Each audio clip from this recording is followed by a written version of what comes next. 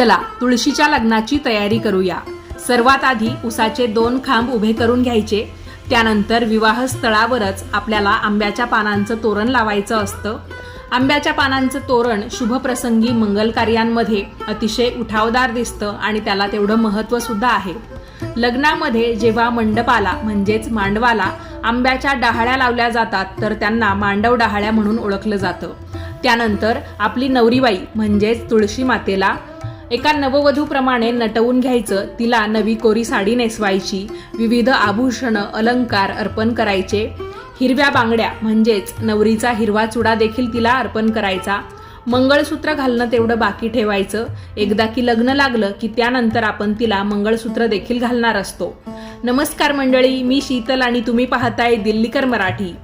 2025 या वर्षातली कार्तिकी एकादशी 2 नोव्हेंबर 2025 ला रविवारच्या दिवशी आलेली आहे आणि त्याच दिवशी द्वादशी सुद्धा आहे।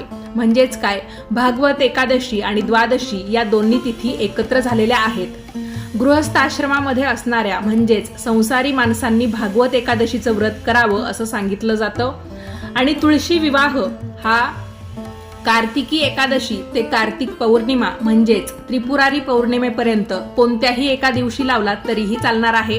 त्यामुळे तुम्हाला 2 नोव्हेंबरला तुळशी विवाह करणं शक्य होणार नसेल तर तुम्ही त्रिपुरारी पौर्णिमेपर्यंत कोणत्याही एका दिवशी गोरज मुहूर्तावर तुळशी मातेचा विवाह जगतपालक म्हणून ओळखले जाणारे भगवान श्रीहरी विष्णूंचेच अवतार शालिग्राम यांच्याशी लावू शकता। तुमच्याकडे समजा शालिग्राम नसतील तर भगवान श्रीहरी विष्णूंची मूर्ती, फोटो किंवा बाळकृष्णाची मूर्ती देवघरामध्ये असते ती घेतली तरीही चालेल। तुळशीमध्ये आपण देवी लक्ष्मीची मूर्ती स्नान घालून ठेवायची, तिथे आपण आवळा आणि लिंबू हे फळ अर्पण करायचं। तुळशीचा विवाह आपल्या घरी लावल्यामुळे काय होतं, आपल्या घरी सुख समृद्धी येते, देवी लक्ष्मी आणि भगवान श्रीहरी विष्णू यांचा आशीर्वाद आपल्याला मिळतो।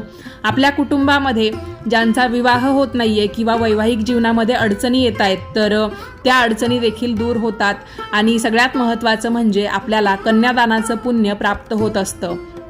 बघा, आपल्याला गणपती बाप्पांची स्थापना करायची आहे, मंगल कलशाची स्थापना करायची आहे।